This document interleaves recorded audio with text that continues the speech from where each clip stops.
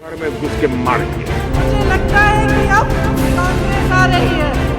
5 साल दे दो मेरे को बस।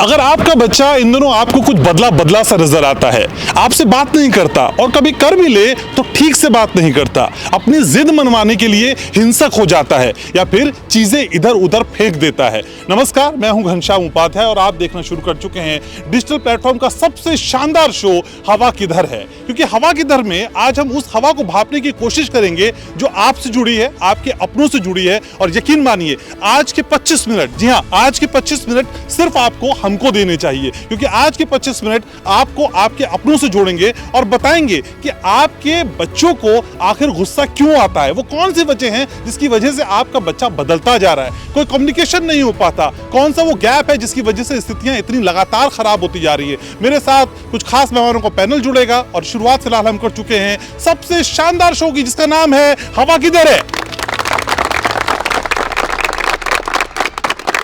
आज हम उस हवा को भांपने की कोशिश करेंगे जो आपसे जुड़ी है, आपके अपनों से जुड़ी है, कि हमारे बच्चों को गुस्सा ना आए और गुस्सा आए भी तो वो हिंसक ना हो जाए। गुस्सा आने का जो आजकल जो सबसे बड़ा रीजन है, आई थिंक सब लोग समझते हैं, वो है स्ट्रेस। और स्ट्रेस की वजह से फ्रस्ट्रेशन क्रिएट होता है और फ्रस्ट्रेशन गुस्से को जन्म देता है। तो डॉक्टर साहब तो कह रहे हैं बहुत स्ट्रेस होता है आजकल। स्ट्रेस होता है क्या? सर स्ट्रेस तो सर लोड की वजह से हो जाता है। जैसे हमें स्टडी का लोड मिलता है या किसी प्रकार के हमें स्टडी का लोड वगैरह मिलता है, जैसे हमारे पास वर्क ज़्यादा हो जाता है, तो इस प्रकार का स्ट्रेस तो सर सबको होता है। प्रेशर आपने कभी डाला अपने बच्चे पे? नहीं, ऐसे प्रेशर कभी नहीं डाला मैंने। तो I have given him free rein कि तुम जैसे करना चाहते हो, जो करना चाहते हो वैसे करो। तो I have never given him pressure, but yes of course I was little anxious कि पढ़ाई करना है। गुस्से में क्यों हो जाते हैं? पेरेंट्स से भी आपकी इंटरेक्शन होती है, कहाँ पे वो लैकिंग है असल में? बेसिकली उनको कंपटीशन से मुझे लगता है दे गेट ट्रिगर्ड। अच्छा। तो उनको लगता है कि मैं बेस्ट बनूं और मुझे कोई हरा ना पाए और मुझे हर चीज में आगे जाना है। मैम, ये समाज की धारा किस ओर बहती जा रही है? क्या कल्चर शिफ्ट हो रहा है या हम वो वैल्यूज को खोते जा रहे हैं? एग्जैक्ट है क्या चीज में? गवर्नमेंट ऑफ इंडिया ने इसी चीज पर काम किया और न्यू एजुकेशन पॉलिसीज लाई हैं। बच्चों में एंगर, स्ट्रेस मैनेजमेंट, योगा, इन सब चीजों को इंट्रोड्यूस कर रही है, इनकॉर्पोरेट कर रही है। बच्चे जिद मनवाते हैं गुस्सा होके। कितनी बार गुस्सा हुई है पेरेंट्स से जिद मनवाने की?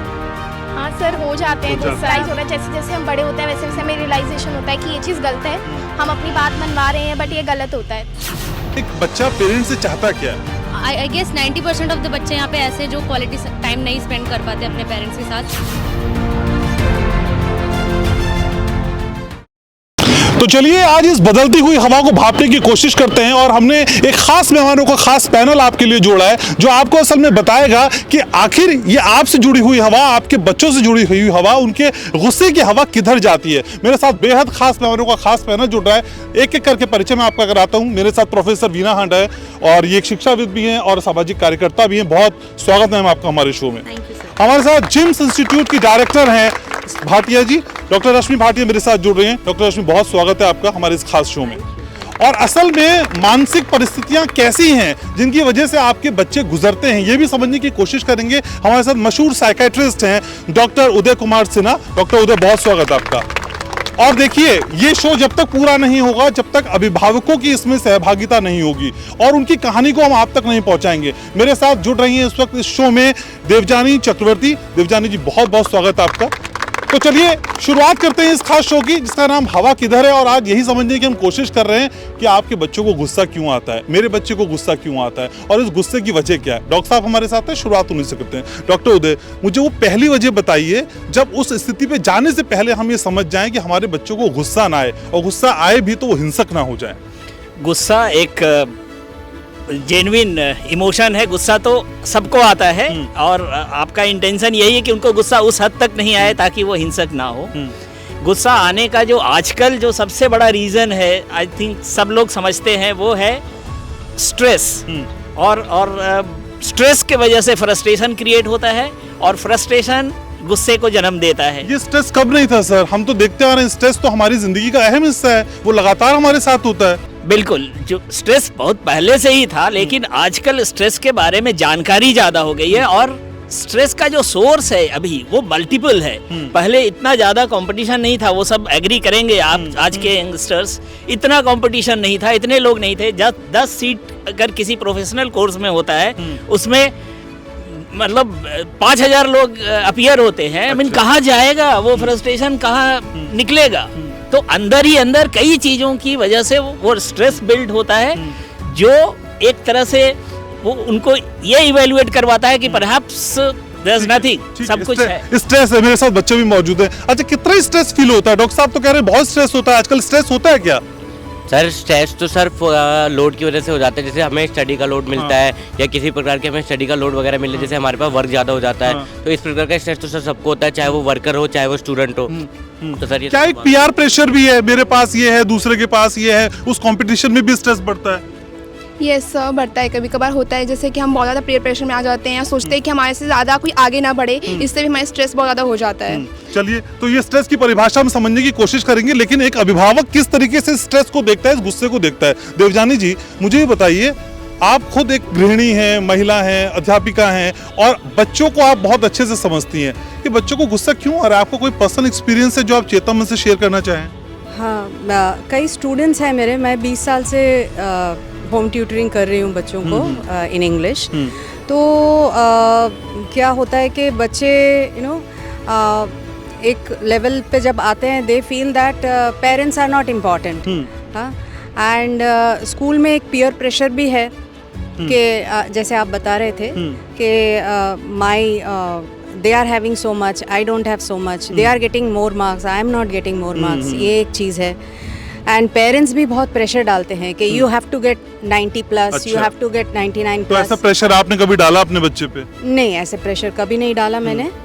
तो I have given him free rein कि तुम जैसे करना चाहते हो, जो करना चाहते हो वैसे करो। तो I have never given him pressure, but yes of course I was little anxious कि पढ़ाई करना है, टाइम से करना है। इनफैक्ट उसी के कारण मैंने अपना कॉर्पोरेट जॉब छोड़ के I started teaching children at home. ठीक है, तो थिन लाइन कौन सी हो असल में जो टीचर्स और बच्चों के बीच में, उनके प्रोफेसर्स के बीच में और पेरेंट्स के बीच में मेंटेन की जाए? डॉक्टर रश्मि भाटिया मेरे साथ हैं। मैम, आपसे अच्छी वो थिन लाइन मुझे कोई नहीं समझा सकता।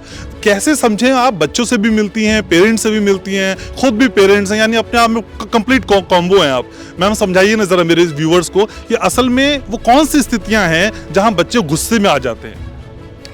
देखिए, ऐसी बहुत सारी चीज़ें हैं और बहुत सारे ऐसे आजकल चेंजेस हो रहे हैं एनवायरमेंटल। आप देखिए कि बेशक वो स्ट्रेस, जैसा कि अभी डॉक्टर साहब ने बोला कि स्ट्रेस है बिकॉज ऑफ पीयर प्रेशर, क्योंकि उनको आउट परफॉर्म करना है। दूसरा है कि एनवायरमेंटल में भी इतने हेल्थ इश्यूज हैं, कई बार थोड़े से हेल्थ रिलेटेड भी डिसऑर्डर्स हैं, शायद उसकी वजह से भी कुछ प्रॉब्लम्स हैं। और टॉकिंग अबाउट थिन लाइन कि बच्चे कई बार ये नहीं जान पाते कि वो ऐसा बिहेव कर क्यों रहे हैं। तो उसके लिए मुझे लगता है कि हमें जानना ज़रूरी है कि अगर वो लोग ऐसा बिहेव कर रहे हैं, अगर गुस्सा कर रहे हैं, तो ऐसा कर क्यों रहे हैं। Why don't we identify the causes? बेशक वो पेरेंट्स है, बेशक वो टीचर्स है। अच्छा, बेसिक 3 वजह क्या समझ में आती है मैम आपको बच्चों में कि वो इतने गुस्से में क्यों हो जाते हैं? पेरेंट्स से भी आपकी इंटरेक्शन होती है, कहाँ पे वो लैकिंग है असल में? बेसिकली उनको कंपटीशन से मुझे लगता है दे गेट ट्रिगर्ड। अच्छा, तो उनको लगता है कि मैं बेस्ट बनूं और मुझे कोई हरा ना पाए और मुझे हर चीज़ में आगे जाना है।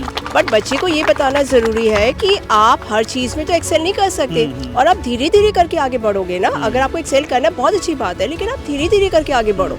So I guess we have to understand. ठीक है, तो यहाँ पे ये भी समझने की जरूरत है कि समाज की दिशा किधर जाती हुई दिखाई देती है। हमारे साथ प्रोफेसर डॉक्टर वीना है। डॉक्टर वीना, असल में आप सोशल एक्टिविस्ट भी हैं, प्रोफेसर भी हैं, बच्चों से भी मिलती हैं और समाज को बहुत नज़दीक से देखती हैं। मैम, ये समाज की धारा किस ओर बहती जा रही है? क्या कल्चर शिफ्ट हो रहा है या हम वो वैल्यूज़ को खोते जा रहे हैं? एग्जैक्ट है क्या चीज़ मैम? देखिए, इसे 2 तरीके से देखा जा सकता है कि एक एकेडमिक पॉइंट ऑफ व्यू से और एक वैल्यू पॉइंट ऑफ व्यू से। तो पहले क्या था कि वैल्यू बेस्ड एजुकेशन था और आज कहीं ना कहीं वैल्यू बेस्ड एजुकेशन खोता जा रहा है। हम प्रोफेशनल कोर्सेज लॉन्च कर रहे हैं, प्रोफेशनल। इसी चीज के कारण बहुत सारे वैल्यूज की वजह से उन्हें छोड़ तो नहीं सकते ना। वैल्यूज के साथ में हम ऐसी क्या चीज करेंगे, दोनों चीज साथ साथ चलती रहे। एग्जैक्टली, गवर्नमेंट ऑफ इंडिया ने इसी चीज पर काम किया और न्यू एजुकेशन पॉलिसीज लाई है और न्यू एजुकेशन पॉलिसीज के थ्रू को कैरिकुलम एक्टिविटीज़, बच्चों में एंगर, स्ट्रेस मैनेजमेंट, योगा, इन सब चीज़ों को इंट्रोड्यूस कर रही है, इनकॉर्पोरेट कर रही है। एंगर इनको बताना बहुत ज़रूरी है कि एंगर के आगे अगर डी लग जाता है तो डेंजर बन जाता है। तो ये डेंजर की लाइन को पूरा करना, कंप्लीट करना, इम्पार्ट करना, ये बहुत ही इम्पॉर्टेंट है। और आज मैं ये देखती हूँ कि मीडिया का बहुत ही इम्पॉर्टेंट रोल है कि बच्चों में एंजाइटी और इस तरह की प्रॉब्लम्स को ख़त्म करना। क्यों? क्योंकि आज की डेट में कोई भी हम OTT प्लेटफॉर्म देख लें या TV चैनल देख लें या इस तरह से जो वायलेंस है उसे वो देखना पसंद करते हैं, जो वैल्यू बेस्ड प्रोग्राम है उसे वो इग्नोर करते हैं। They are really enjoying violence. तो हमें वहाँ से, चाहे वो आपका PUBG हो, उसमें क्या सिखाया जा रहा है? तो आजकल हमारी मोरल वैल्यूज़ बहुत ही इम्पॉर्टेंट है। जो बड़े बड़े जो है प्रोग्राम्स बनाने वाले हैं कि value based programme, value based education, पहले रामायण, महाभारत जो है इस तरह के प्रोग्राम, करमचंद गांधी, इस तरह के प्रोग्राम आते थे। ऐसे आज के डेट में प्रोग्राम टीवी पे नदारत है। ठीक है। तो इस तरह के प्रोग्राम को हम लाकर बच्चों में वैल्यू बेस्ड, डिग्निटी, नेशनलिटी, ठीक है। हाँ, तो जो इन हमारी सब वैल्यूज चीज़ों है को उससे जो अलगाव हो रहा है उसको एक बड़ा फैक्टर ये मानते हैं, कुछ बच्चे भी मेरे साथ हैं, इनसे बात करने की कोशिश करते हैं। पेरेंट्स और बच्चों के बीच में क्या वो कम्युनिकेशन हो पा रहा है जो होना चाहिए? जी नहीं सर, बिल्कुल नहीं हो पा रहा है। समटाइम्स पेरेंट्स वर्किंग होते हैं तो वो अपने बच्चे को टाइम नहीं दे पाते, तो इससे लैक होता है कॉन्वर्सेशन। हम अगर अपने पेरेंट्स से कुछ बात करना चाहते हैं तो उनके पास टाइम नहीं होता, सो इसलिए हम बात नहीं कर पाते। कुछ चीज़ शेयर करना चाहते हैं तो वो शेयर नहीं कर पाते। सो इनका एक जॉब फैक्टर आ जाता है कि उनको जॉब करना है और हम स्टडीज़ है, तो लैक होती है कॉन्वर्सेशन, तो इसलिए। अच्छा, पेरेंट्स से चाहता क्या बच्चा असल में? पेरेंट्स पे बार बार बात आती है घूम फिर के, एक बच्चा पेरेंट्स से चाहता क्या है? देखो, अच्छे कॉलेज में एडमिशन करा दिया, आपको सारी फैसिलिटीज दे रहे हैं, गैजेट्स दे रहे हैं, फिर और क्या चाहिए पेरेंट्स से? सर बेसिकली फाइनेंशियल मैटर्स में नहीं, जहाँ में सपोर्ट चाहिए होता है पेरेंट्स का। आई गेस 90% ऑफ द बच्चे यहाँ पे ऐसे जो क्वालिटी टाइम नहीं स्पेंड कर पाते अपने पेरेंट्स के साथ। और बच्चे, आप ही लोग तो प्राइवेसी भी मांगते हैं ना, हमें प्राइवेसी दीजिए। सर प्राइवेसी एक अलग चीज़ होती है और एक प्रोटेक्शन एक अलग चीज़ होती है। इफ़ आई वांट कि मेरे पेरेंट्स, मेरी मम्मी पूछे what was the day overall, क्या करा पूरे दिन, तो that's a good factor to me, मुझे भी अच्छा लगेगा। अच्छा, ईमानदारी से बताइएगा, कितने बच्चे चाहते हैं कि उनका मोबाइल फोन उनके पेरेंट्स रोज चेक करे? हाथ खड़े करिए। सिर्फ तीन बच्चे हैं यहाँ पे जो चाहते हैं कि असल में उनका मोबाइल फोन उनके पेरेंट्स चेक करे। आपको क्यों लगता है कि आपके पेरेंट्स, आपकी प्राइवेसी चली जाएगी मैडम? नहीं, प्राइवेसी नहीं चली जाएगी। इसमें क्या है कि हमारे माँ बाप को हम पे भरोसा रहेगा कि हम क्या कर रहे हैं। मतलब कितनी बार हम बोलते हैं, वो अगर बोले दिखाने के लिए कि हम दिखा दो, तो हम नहीं दिखाते, तो उनको कहीं ना कहीं इस चीज़ पे शक होता है कि कुछ गलत ना कर रहे हैं। ऐसा नहीं होता कि गलत का मतलब कुछ गलत होता है, बट उनको हमारी फिक्र होती है, इसलिए भी ऐसा भी होता है। आपको लगता है पेरेंट्स को मोबाइल चेक करनी चाहिए? आपके पेरेंट्स को मोबाइल चेक करने चाहिए। ये तो लगता है अगर वो मोबाइल चेक करेंगे तो उन्हें पता चलता है कि किस दिशा में जा रहा है मेरा बच्चा। रॉन्ग सर्कल है या फ्रेंड का रॉन्ग सर्कल है तो वो तुरंत मना कर देंगे, इससे दोस्ती मत करो, ये तुम्हें डुबा सकता है, अच्छी दोस्ती करो, ये भी बोल सकते हैं। इसलिए लगता है कि पेरेंट्स मोबाइल चेक कर ले। चलिए, तो ये वो बातें असल में जो बच्चे समझाने की कोशिश करें, लेकिन हकीकत में क्या ये एक जो थिन लाइन है, जो लक्ष्मण रेखा है, उसको फॉलो करना कितना जरूरी है? सर मुझे ये बताइए, हम लगातार कहते हैं कि अपने बच्चों से दोस्ताना होइए, फ्रेंडली होइए, सारी बातें कम्युनिकेट करिए, लेकिन सर जब हम बड़े हो रहे थे, मेरा अपना पर्सनल एक्सपीरियंस है, तब वो दोस्ताना नहीं था। पिता के आने से पहले हम किताबें खोलकर बैठ जाया करते थे कि पिताजी आने वाले हैं। वो रिश्ता कभी डेवलप हुआ ही नहीं उस लेवल पे जिसे हम सो कॉल्ड फ्रेंडशिप कहते हैं। सर क्या ये दोस्ताना और डिसिप्लिन के बीच की एक लाइन है जो मेंटेन करने की जरूरत है? आई थिंक ये जो दोस्ताना वर्ड बोला जाता है एक सिंबॉलिक है। दोस्ताना का मतलब वो नहीं है। दोस्ताना का मतलब यहाँ ये है कि यू एज ए पेरेंट आप अपने बच्चे को समझें, उनके अंदर की बात। दूसरा, बच्चे आपके चीज़ों को समझे, यानी पेरेंट्स के तरफ से वो अंडरस्टैंडिंग होनी चाहिए कि हम इसको समझ रहे हैं, ये मेरा बच्चा है। और जो डेवलपमेंटल नीड होता है, जैसे बच्चा जैसे धीरे धीरे बड़ा होता है, और पेरेंट के लिए शायद वो बहुत मुश्किल हो जाता है कि ये मेरा ही बच्चा है। 2 साल पहले अगर हम इसके साथ वैसा करते थे तो आज वैसा क्यों नहीं करेंगे, वो अंडरस्टैंडिंग नहीं है। इनके तरफ से एम्पैथी जो चाहिए कि भाई हमारे पेरेंट्स क्या सोच रहे हैं मेरे बारे में, उनकी क्या स्थिति है, तो दोनों तरफ से एक स्टेप उधर से होना चाहिए, एक स्टेप इधर से होना चाहिए। जो प्राइवेसी की बात होती है जनरली, सी क्या होता है टीन एज में क्या होता है, सर हम खुद प्राइवेसी देते हैं ना, बच्चा 1 साल का नहीं होता हम सेपरेट रूम में शिफ्ट कर देते हैं। प्राइवेसी का मतलब ये नहीं है कि you have your own world and you are cut off from rest of the family members है, वो प्राइवेसी नहीं है। प्राइवेसी का मतलब है कि आपके विचारों को, आपके ओपिनियन को रेस्पेक्ट दिया जाता है। If you decide something with regards to your career, I as a father और parent must respect that decision. अगर वो अच्छा नहीं है तो उनको एक्सप्लेन करें कि why it is not good at this point. उनको वो रेस्पेक्ट नहीं मिल पाता है किसी तरीके से। प्राइवेसी का मतलब ये नहीं कि उनको एक अलग कमरा दे दो और उनका कमरा बंद वो तो यही रहे सर। No, but वो that is what we have not understood what exactly is required in the form of privacy. Privacy का मतलब है कि आपकी जो ओपिनियन है, आपकी अंडरस्टैंडिंग है, इज वैल्यूड, इज रेस्पेक्टेड। अगर उसमें कोई त्रुटि है, we are here to support you to correct that and live with your own opinion and. ठीक है, तो हमें कम से कम उस दायरे को यहाँ पे एक्सप्लेन करना होगा जिस दायरे में बच्चे भी आए, पेरेंट्स भी आए, टीचर्स भी आए और उनके फ्रेंड्स भी आए। लेकिन देवजानी जी, आपका कोई व्यक्तिगत अनुभव ऐसा है कि जब बच्चे को आपने खुद अपनी आंखों के सामने बदलते हुए देखा, कुछ वो प्राइमरी सिम्टम आप मेरे व्यूवर्स को बता पाएंगी? हाँ, मेरी एक स्टूडेंट है, she is in 12th standard. तो वो आप जो कह रहे हैं कि प्राइवेसी देना चाहिए कि नहीं देना चाहिए about the mobile, of course we need to respect, as sir was saying, we need to respect their privacy and give them that space where they can grow. But similarly बच्चे भी parents को understand करके, as he was saying, बच्चे भी respect करना चाहिए। So this girl क्या होता है कि सारा रात बैठ के वो इंस्टाग्राम, फेसबुक इसमें बैठी रहती है और she got connected with some person in Punjab and वो एक इलेक्ट्रिशियन है and this girl is from a very good background, लेकिन वो समझ नहीं पाती है उस आदमी से उसको मतलब क्या अप्रिसिएशन मिल रहा था, वो है ना, and so she got connected to him. उसको पैसे भी भेजती रहती थी and she sent some photographs which she should not have sent. तो इससे क्या हुआ कि नाउ वो अपना आर्म ट्विस्टिंग कर रहा है and he is trying to control her life. वो पढ़ाई उसका छूट गया है, ठीक से पढ़ाई, स्कूल जाती ही नहीं है। तो उसके मदर जो एक सीनियर पोस्ट में थी, she in the government sector, she took VRS, she was forced to take VRS, लेके घर में बैठी है, एक ही बेटी है कि क्या करें क्या नहीं करें। Whenever I talk to her she is in tears. तो ये तो हाल है।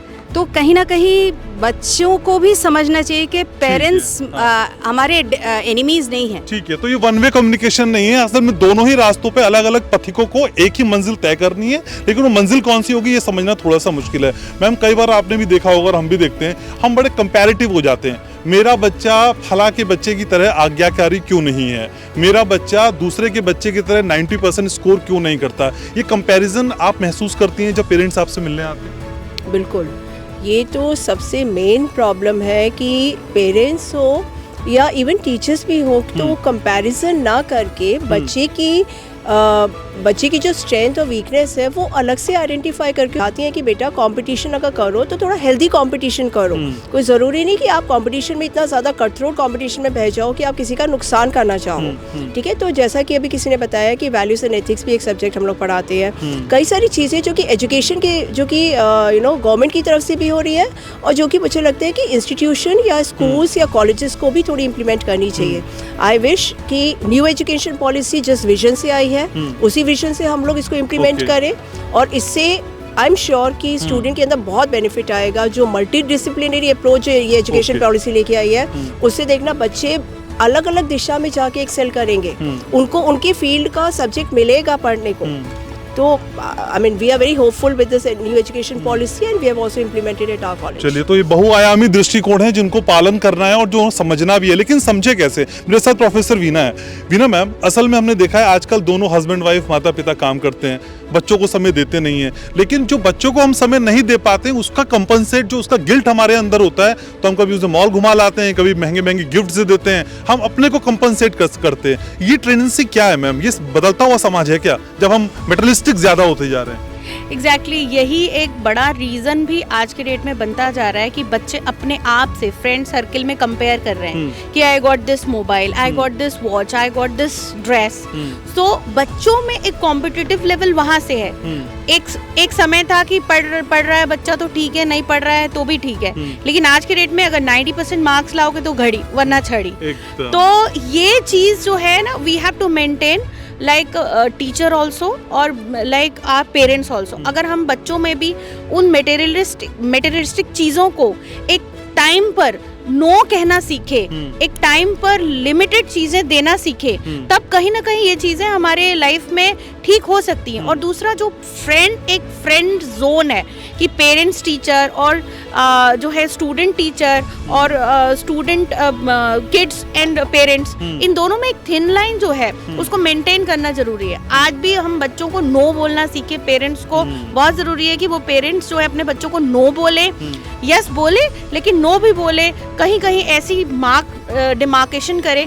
थप्पड़ मारना भी बहुत जरूरी है। हम वेस्टर्नाइजेशन के कारण आज बच्चों को मारना क्राइम समझ रहे हैं, तो हम अपने खुद को क्राइम समझ रहे हैं, तो टीचर्स पे कैसे हम जिम्मेदारियां पूरी छोड़ सकते हैं कि आप बच्चों को सुधारो, है ना? तो वो चीज आज के डेट में चेंज करनी होगी।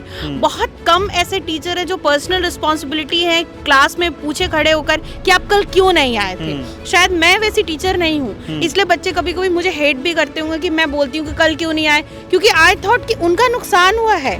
तो इस तरह की रिस्पॉन्सिबिलिटी हर टीचर को लेनी पड़ेगी ताकि वो बच्चों के साथ एक सही इंटरकनेक्शन उनका बने, एक प्रॉपर तरीके से एक chain behaviour, value behaviour, pattern of study, pattern of knowledge और एक एनवायरनमेंट, वो बनना बहुत जरूरी है। ठीक है, तो ये तालियों की गड़गड़ाहट असल में ये बता रही है कि प्रोफेसर वीना ने जो कहा ये बच्चे सारे एग्री करते हैं, लेकिन बच्चों से भी पूछना जरूरी है कि वाकई जो कहा जा रहा है क्या उस पर आप इम्प्लीमेंट करते हैं। आप बताइए बच्चा, जो कुछ कहा जा रहा है, और अक्सर में देखा है कि पेरेंट्स से बच्चे जिद मनवाते हैं गुस्सा होके, कितनी बार गुस्सा हुई है पेरेंट्स से जिद मनवाने के लिए? ईमानदारी से बताना। बिल्कुल हाँ सर, हो जाते हैं गुस्सा, बिल्कुल हो जाते हैं। मान जाते हैं फिर पेरेंट गुस्सा होके? कभी कभी नहीं मानते, कभी कभी मान जाते हैं, बट ये सही नहीं है। हमें अब रियलाइज हो रहा है, जैसे जैसे हम बड़े होते हैं वैसे वैसे हमें रियलाइजेशन होता है कि ये चीज़ गलत है। हम अपनी बात मनवा रहे हैं बट ये गलत होता है, तो पेरेंट्स कभी कभी मना कर देते हैं बट कभी कभी वो चीज़ें मान भी जाते हैं।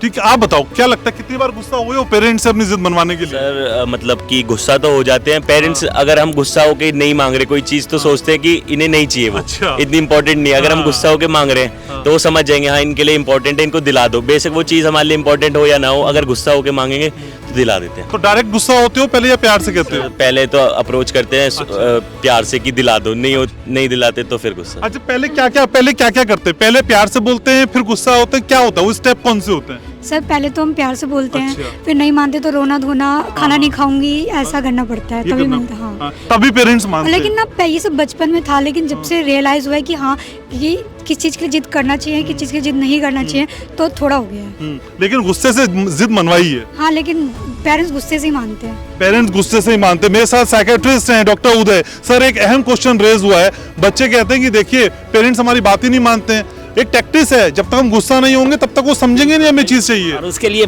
पेरेंट्स ही जिम्मेदार है। अच्छा। है ना? वो होता है ना, बच्चा जिद किया, मना किए, फिर बच्चा रोने लगा, चिल्लाने लगा, सर पटकने लगा, तो उसको दे दिए।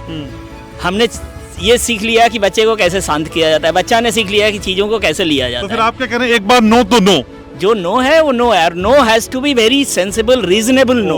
वो नैगिंग नहीं होनी चाहिए, हर चीज के लिए नो नो नो नो ऐसा नहीं होना चाहिए। Sensible, reasonable no, and no has to be very firm.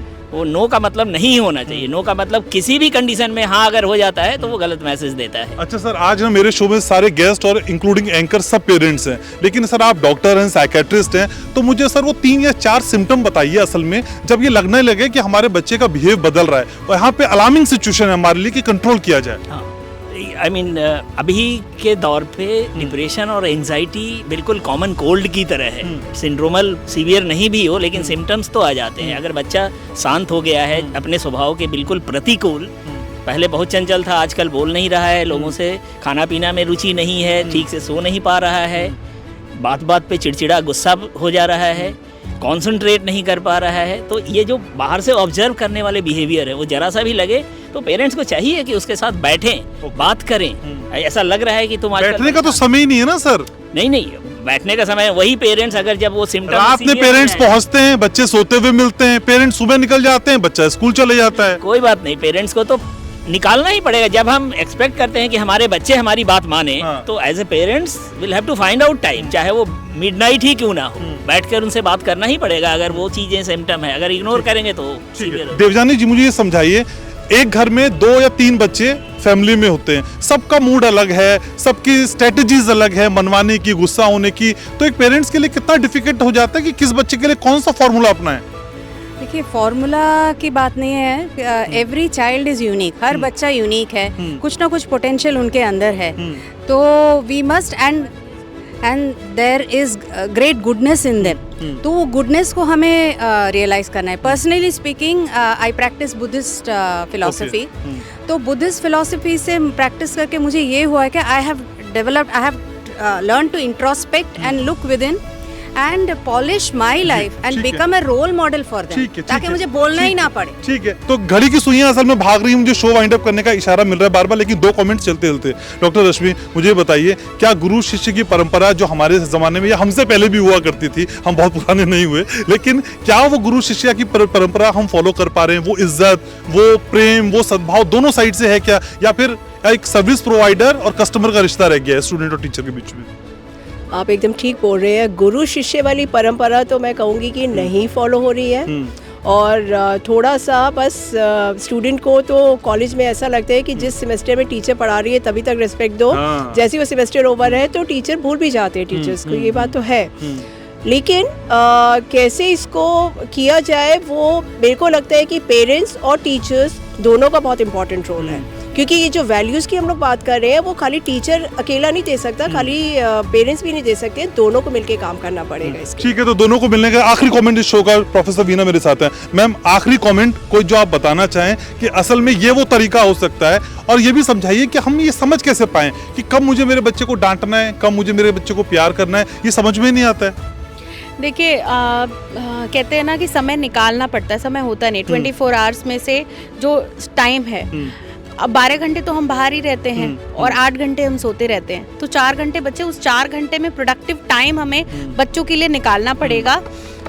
Being a mother, मैं आज भी बच्चों के साथ, मेरे हस्बैंड नहीं टाइम दे पाते हैं तो भी मैं बच्चों के साथ कुछ एक्टिविटीज़ करती हूँ, कुछ प्ले करने का काम भी करती हूँ. तो आज देखते हैं पेरेंट्स बच्चों के साथ प्ले नहीं करते, तो मैं भी प्ले करती हूँ, कुछ क्राफ्ट बनाती हूँ, कुछ एक्टिविटीज़ करती हूँ, उनके प्रॉब्लम्स को सॉल्व करने की कोशिश करती हूँ, और कुछ ना कुछ उसे टॉपिक देती हूँ बात करने के लिए, कुछ टास्क देती हूँ, असाइनमेंट देती हूँ. इवन मैंने पिछले 10 सालों से अपने बच्चों को 10 रुपीज़, 20 रुपीज़, 50 रुपीज़, 100 रुपीज़, इस तरह से करके पॉकेट मनी देना शुरू किया. मेरा बेटा बहुत छोटा है, 7 इयर्स का है, but I used to give them 10 rupees लो. अच्छा. तो वो अपने गुल्लक में जमा करता है, तो वो सेविंग मोड सीखता है. और उसने जब 7 इयर्स के बाद उसको गुल्लक को कुछ समय के बाद फोड़ा और उससे साइकिल खरीदी, तो वो साइकिल को टेक केयर भी करता है, उसको पोंछता है, साफ करता है, चीजें देखता है. तो उसको उस चीज की वैल्यू है. तो जिंदगी में कहीं ना कहीं अभाव भी होना चाहिए, क्योंकि कई बार हम सोचते हैं जो प्राप्त है वो पर्याप्त नहीं है, लेकिन इस प्राप्त को पर्याप्त बनाना है. और इसी कड़ी में हम कोशिश लगातार करते रहते हैं हवा की दर के जरिए कि आपसे जुड़े हुए मुद्दों को उठाएं और आपसे जुड़ी हुई बातें करें. तो आज हम ये समझने की कोशिश कर रहे थे कि आपके बच्चों को गुस्सा क्यों आता है. खास पैनल ने सारे एंगल्स पे आज बात करने की कोशिश की है. घड़ी का इशारा है कि शो को समेटना है, लेकिन जाने से पहले हमें आपसे कहना है कि आप हमें सब्सक्राइब करें, लाइक करें और कमेंट जरूर करें, और मुस्कुराते रहिए, क्योंकि जब आप मुस्कुराते हैं तो बहुत अच्छा लगता है. जिम से आज इस शो को यही वाइंड अप करते हैं. आज हम उस हवा को भापने की कोशिश करेंगे जो आपसे जुड़ी है, आपके अपनों से जुड़ी है, कि हमारे बच्चों को गुस्सा ना आए, और गुस्सा आए भी तो वो हिंसक ना हो जाए. गुस्सा आने का जो आजकल जो सबसे बड़ा रीजन है, आई थिंक सब लोग समझते हैं, वो है स्ट्रेस. और स्ट्रेस के वजह से फ्रस्ट्रेशन क्रिएट होता है, और फ्रस्ट्रेशन गुस्से को जन्म देता है. तो डॉक्टर साहब तो कह रहे हैं बहुत स्ट्रेस होता है आजकल. स्ट्रेस होता है क्या? सर, स्ट्रेस तो सर लोड की वजह से हो जाता है. जैसे हमें स्टडी का लोड मिलता है, या किसी प्रकार के हमें स्टडी का लोड वगैरह मिलता है, जैसे हमारे पास वर्क ज़्यादा हो जाता है, तो इस प्रकार का स्ट्रेस तो सर सबको होता है. प्रेशर आपने कभी डाला अपने बच्चे पे? नहीं, ऐसा प्रेशर कभी नहीं डाला मैंने. तो I have given him free rein कि तुम जैसे करना चाहते हो, जो करना चाहते हो वैसे करो. तो I have never given him pressure, but yes of course I was little anxious कि पढ़ाई करना है. गुस्से में क्यों हो जाते हैं? पेरेंट्स से भी आपकी इंटरेक्शन होती है, कहाँ पे वो लैकिंग है असल में? बेसिकली उनको कंपटीशन से मुझे लगता है दे गेट ट्रिगर्ड. अच्छा. तो उनको लगता है कि मैं बेस्ट बनूं और मुझे कोई हरा ना पाए, और मुझे हर चीज़ में आगे जाना है. मैम, ये समाज की धारा किस ओर बहती जा रही है? क्या कल्चर शिफ्ट हो रहा है, या हम वो वैल्यूज को खोते जा रहे हैं? एग्जैक्ट है क्या चीज में? गवर्नमेंट ऑफ इंडिया ने इसी चीज़ पर काम किया और न्यू एजुकेशन पॉलिसीज लाई हैं. बच्चों में एंगर, स्ट्रेस मैनेजमेंट, योगा, इन सब चीज़ों को इंट्रोड्यूस कर रही है, इनकॉर्पोरेट कर रही है. बच्चे जिद मनवाते हैं गुस्सा होके. कितनी बार गुस्सा हुई है पेरेंट्स से जिद मनवाने की? हाँ सर हो जाते हैं, गुस्साइज होता है। जैसे जैसे हम बड़े होते हैं वैसे वैसे हमें रियलाइजेशन होता है कि ये चीज़ गलत है, हम अपनी बात मनवा रहे हैं बट ये गलत होता है। एक बच्चा पेरेंट्स से चाहता क्या है? आई गेस 90% ऑफ द बच्चे यहाँ पे ऐसे जो क्वालिटी टाइम नहीं स्पेंड कर पाते अपने पेरेंट्स के साथ।